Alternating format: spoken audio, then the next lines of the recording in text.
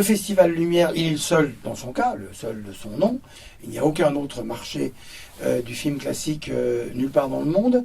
Le Festival Lumière lui-même est devenu le deuxième plus grand festival de ce pays et le plus grand festival du monde de patrimoine. L'insulte absolue qu'on nous faisait, quoi, la contradiction absolue, c'est ça fait pas un peu ciné-club avec une espèce de moquerie méprisante, etc. Nous, on était sûrs de notre coup, hein. Mais je le dis pas par arrogance. On était déjà allé à l'Altony-Garnier, on avait fait des nuits, on avait fait des trucs pour le centenaire.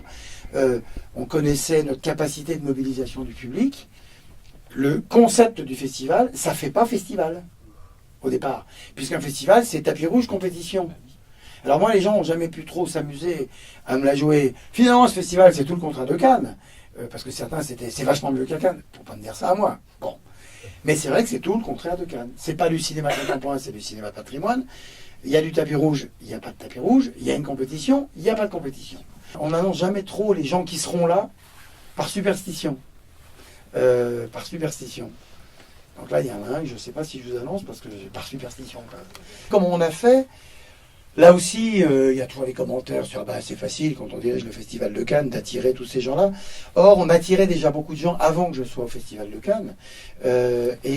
Martin Scorsese, non seulement m'avait dit, dès qu'on a fondé le festival, il dit, ce festival est fait pour moi, mais on s'est connus en 94, et ça faisait des années qu'il devait venir, parce que ce sont des cinéphiles. D'ailleurs, Clint Eastwood était venu avant de venir au festival, il était déjà venu ici à Lyon. On va montrer, il nous a envoyé un message vidéo qu'on montrera à l'ouverture. Et pourquoi je m'intéresse à Netflix ou à Amazon? Parce que c'est eux qui aujourd'hui financent le cinéma d'auteur mondial. Il est en train de se passer un truc extrêmement important, extrêmement lourd, parce que pour la première fois, le cinéma est attaqué sur ses supports. Bien sûr qu'il y a eu la télévision. Bien sûr que je suis en train d'écrire un essai là-dessus, donc je pourrais vous en parler jusqu'à la fin de la journée. Mais là, c'est autre chose, parce que la télévision, vous vous souvenez, c'était une dramatique télé ou un téléfilm. Bon. Une œuvre de cinéma, c'est l'œuvre qui sortait en salle. C'est ça qui marquait le territoire. Aujourd'hui, c'est plus flou, le territoire.